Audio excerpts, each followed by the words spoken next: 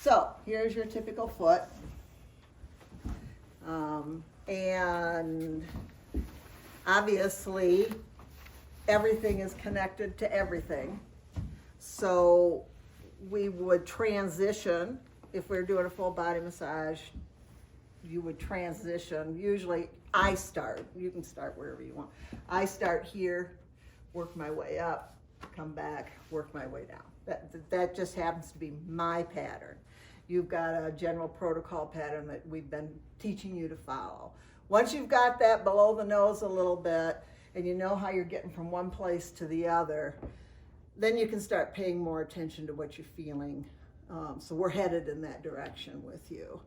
So if we look at the foot then, and we can, like a hologram, see down in through here, we can get an idea of where we're going to want to superimpose some movement and or some compression in there.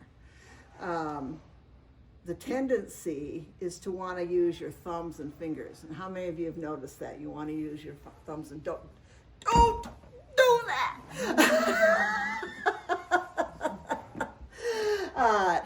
You can use a knuckle or whatever, but you'd be surprised what you can do with your forearm if you practice with it. So in this position, all I usually really do, because I know I'm going to use sideline, or when they're in the supine position, I'm going to turn their legs, so it's essentially a sideline position, is I will just do some of this kind of stuff, which you will learn as part of your fluid movement protocol. Just so that it's touched, that sort of thing. And I might come in with a forearm. You can change the forearm, you can make it more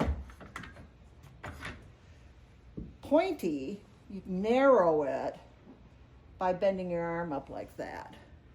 So I almost always am with the flat. But see, look at the problem. I'm going to slide off that foot. Sometimes I will hold it here and come in with it here. I'm less likely to fall off of it. Remember, your compression is a 90-degree angle right into the foot.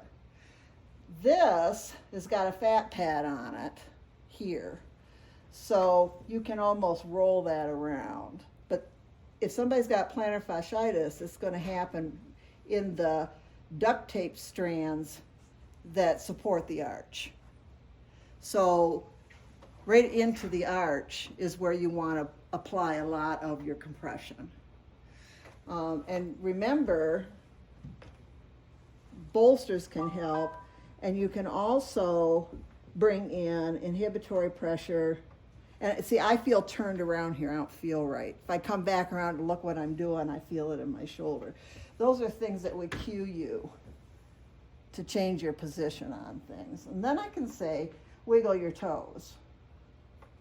So that's just inhibitory pressure plus movement. You would see people doing this.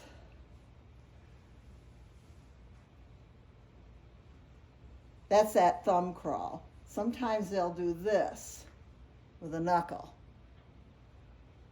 And they're going down those rays that I mentioned here, and they're superimposing that anatomy in there, and they'll go, okay, so that's, where the shoulder stuff comes up in there, and I'll go down through in here.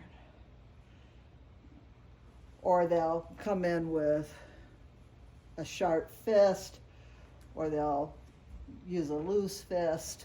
But no matter what you do, it's awkward in through here. So you're not going to want to put yourself in that position with it. Does that make sense? Mm-hmm. All right, so we're not going to belabor this position then, because it's not ideal. All right, so let's roll you on your side. And note at the very least, usually it's the round bolster, but with the foot and prone, you want the top of the foot and even the toes touching the bolster, so they're supported. And even as she actually rested the top of the foot. Yeah, I had the foot over the edge, and then I. But that's better than having it where the ankle and the foot is just hanging off, where you massage and then you're bashing their toes into the table. So top of the foot. All right, so let's focus on the top leg then.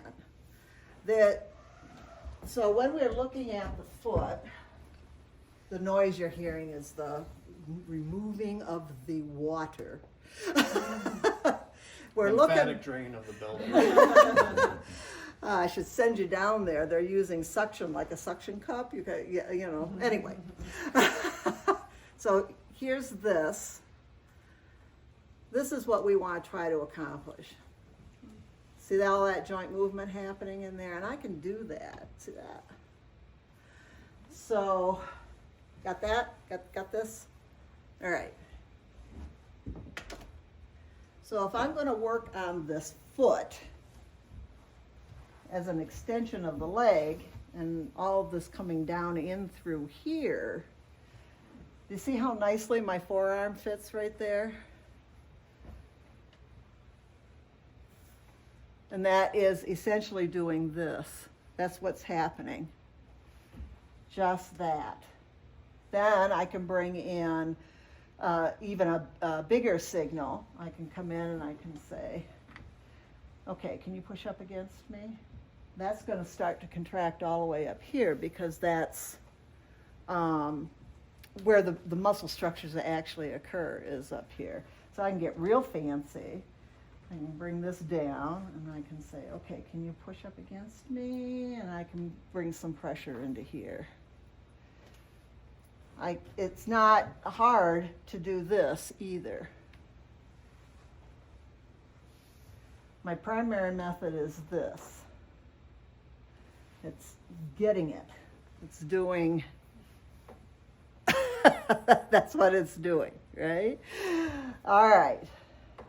Then I think of each of those jointed areas where the bones come in, and even though the joints are all over the place, I've got a line here, I got a line here, I got a line here. That's how I'm thinking.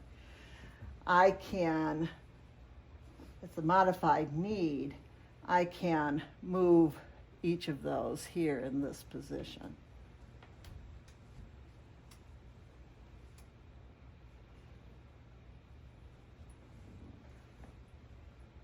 I can use my fingers to roll over the toes.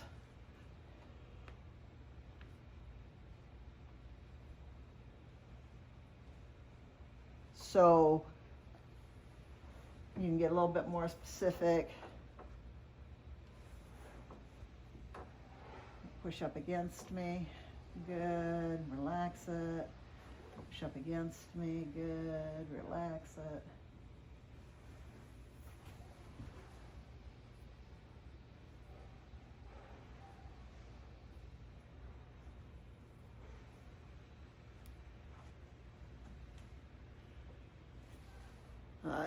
If I want to think more in the reflexology realm, I can come across with a pinch through here. This would be, in the reflexology concept, this would be all of the limbs through here, using my hand like this. Now, you don't want to do that a ton. So, but I can't get my forearm, I've tried. So, stabilized hand, and I'm not doing it at the wrist, all right? I am leaning into it. It's coming from here.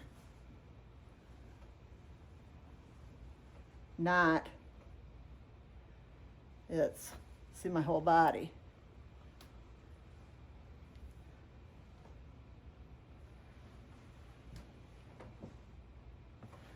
I can hook right onto the edge of the calcaneus here and go ahead, Luke, and push back against me. Good. And push back against me. And again. Real simple. All right? All right, now I'm going to have you turn over. Give me your other foot. would be the same. Yeah. All right. Now, this, good stuff right there. If somebody is having trouble leaning or laying that foot down, I've seen that with, yeah, I've seen that where people have,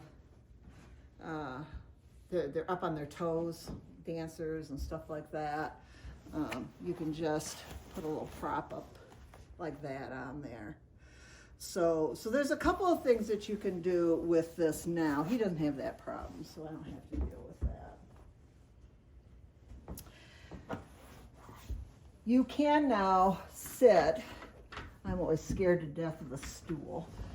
You know, you start to put pressure here and you go that way. So now you can come in at an angle that's 90 degrees against this foot with your forearm. So here's a hill. See how, and that area right there is where most people are going to have symptoms around plantar fasciitis, which is a shortening of the tissue in here, and it's pulling. I'm gonna pull this back a little bit because it's barely in there. Oh, Great. thank you. Good job. There we go. Thank you. Students should always intervene when they can improve the situation. Okay, so I can just lean right there. That's pretty cool. And I can sharpen it and kind of work my way down through there. Or I can just, with some lotion, just glide. So I'm leaning against a hill, but I'm letting gravity let me slide down it. And there's my hill. But then I am letting my gravity take me down through each of those. And I use my hand here to kind of drive that foot the way I want it to go and keep it where I want it to be.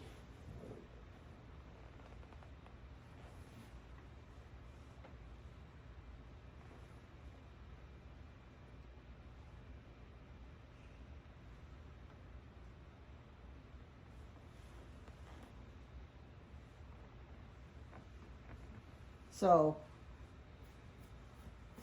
and then remember with the grain across the grain kind of a thing.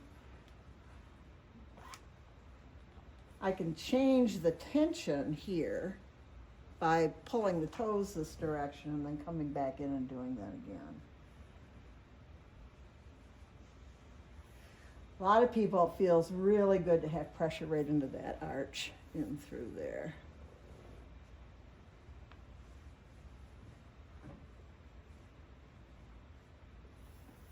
I can use a fist, so I can make it short, passively short, and I can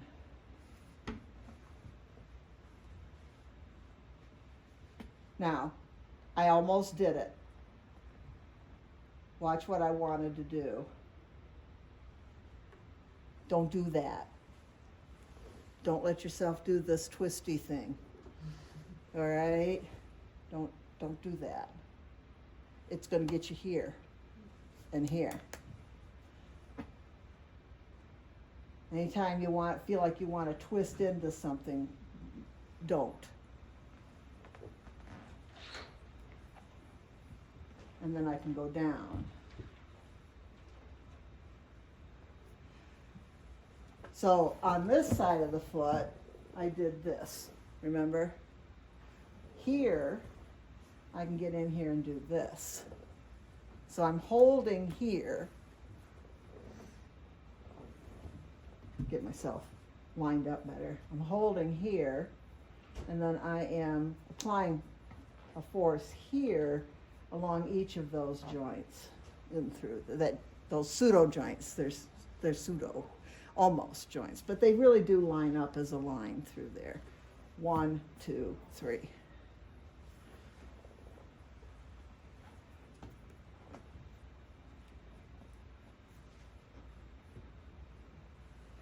Here,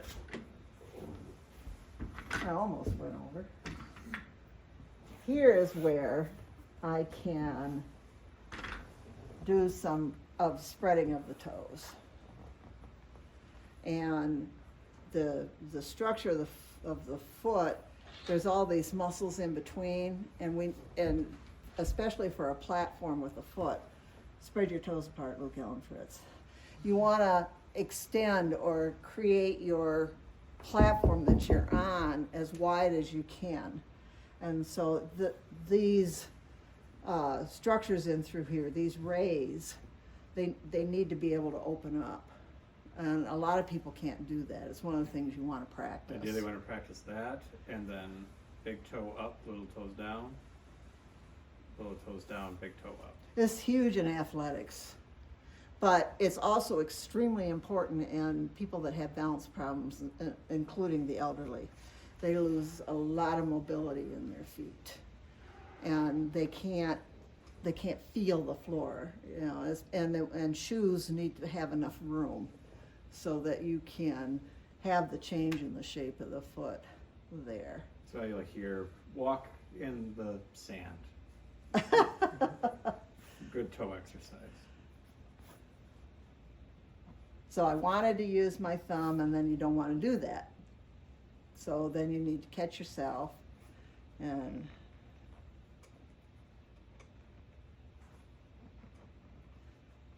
then you can hold one down and move back and forth, and then hold the next one down and move back and forth. What you don't want to do is forget to mobilize at this area. You can come around this way now and get this again in another direction. So this is that same move I did on the other foot, where the fingers, and then I'm just leaning. So you want to keep positioning. See, if I try to do that from here, I'm all in a funky position. If it's from here, I'm reaching too much, it's falling down. So you can keep adjusting where the foot is at so that you feel, I can lean right here really good, and then it's not much for me to get the rest of that movement in through there. So that's the sideline. All right, so now supine.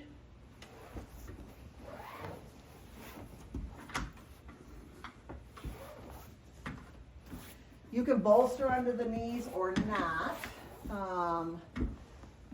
I do so much of the massage sideline that I usually don't bother with the bolster under the knee unless they've got a particular issue, because they're not on their back very long. So, and when I have them turn over, lots of times what I'll have them do is turn over and keep your knees bent. And at that point, I'll go right to work with the abdomen. So work your way down. All right, so the way to, you don't want to work on the foot here. You see the problems with that? Even if you're seated, whatever. I mean, you can get some, extension in through here and some push down that way, and you can get some of this. For me, this would roll right into a lymphatic movement right here.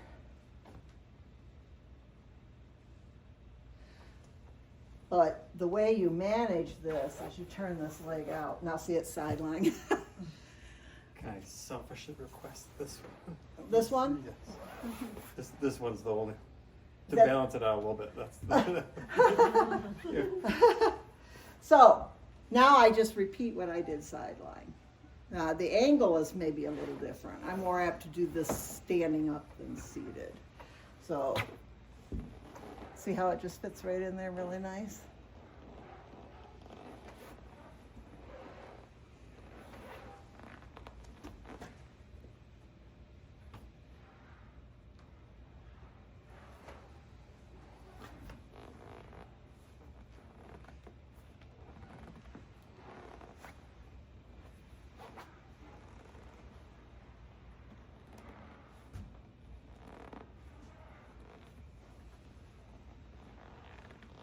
I could add some contract relax into this as well.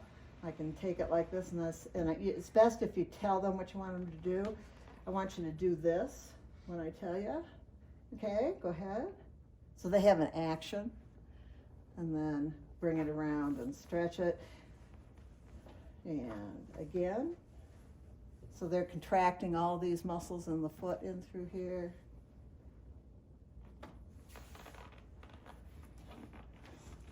I can come around and do this same kind of stretch through here. All right, so I used my forearm as much as I could and really was conscious to not use my thumb. And when I used my fingers, I used them as a unit. Roll back over on your tummy. So while not the foot per se, you know, this travels into here and we've got this ankle in through here. So, and this would be part of a extension of a joint movement. All right, so joint movement, you know, massage, assessing knee, assessing external rotation of the hip, external rotation of the hip. I got this up here. I can do a nice shaky shake, shake, shake, which is going to move more lymph than anything. Walking will move more lymph than anything. But this is an alternate position that I can work with. I can get some stretch into the foot here. Push your toes up. This one, I have found people are more apt to cramp with this one. So I think it's because I'm not isolating it just to the foot as much. They start to bring in their calf muscles. But I can start to stretch around the Achilles and into the ankle here. Because all that stuff attaches right here at the calcaneus. And I'm positioned, however you want to think about it, either above the malleoli or below the foot is a nice little handhold right there. And I just lift it up. And then a little bit of back and forth. That's gonna, that calcaneus, talus, navicular, those fit together. And there's no real muscle around there. There's a lot of ligaments and things. And so they have almost a quasi-saddle joint with them. And it's nice to give that a little bit of separation. And then you can even say, you don't have to lift it way up, just enough. You can say, roll your ankle in a circle. You know, go the other way.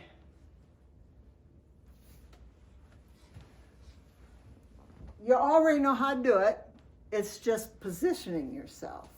Your pressure, depending on the underlying bony structure, is here on the sole of foot. It's going to be pretty firm.